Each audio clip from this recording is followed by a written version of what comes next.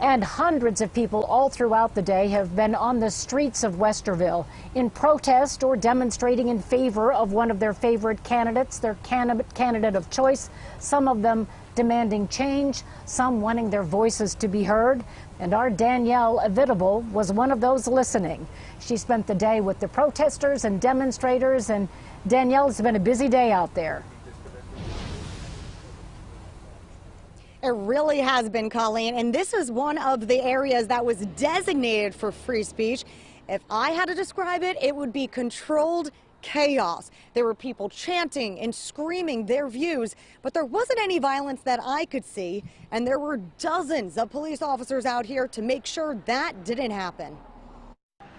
Signs were in hand. Vote for Trump! And chants could be heard throughout the streets. We will win this! We will win this! Hundreds were outside OTTERREIN University ahead of the Democratic presidential debate. It's free speech. You're allowed to do that.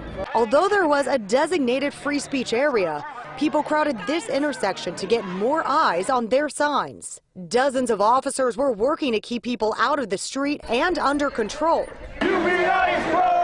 Nicholas Party was there to show his support for Democratic candidate Andrew Yang. I think he can create peace and unity in this country.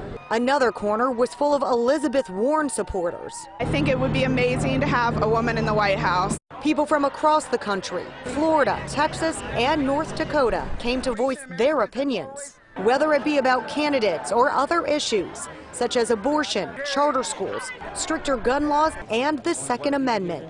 William Hammond had a rifle slung around his shoulder to prove his point. Black people need to be walking around here like this too.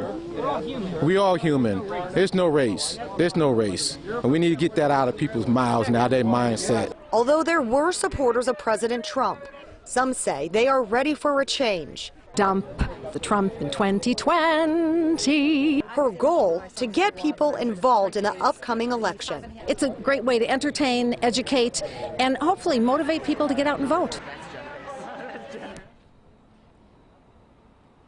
And the next debate will be held in November in Georgia. Local for you in Westerville, Danielle Evitable, NBC4. Thank you so much, Danielle. And it didn't matter if it was a protester or a politician or just a patron.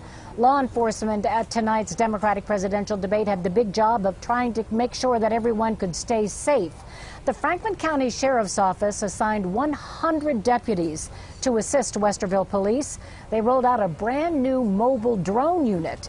It takes video feeds from half a dozen drones flying high above OTTERREIN's campus. The high-resolution cameras allow law enforcement to see something as small as a backpack on the ground below. And not just the delegates, not just the candidates, not just law enforcement, not just first responders, but everybody that's here.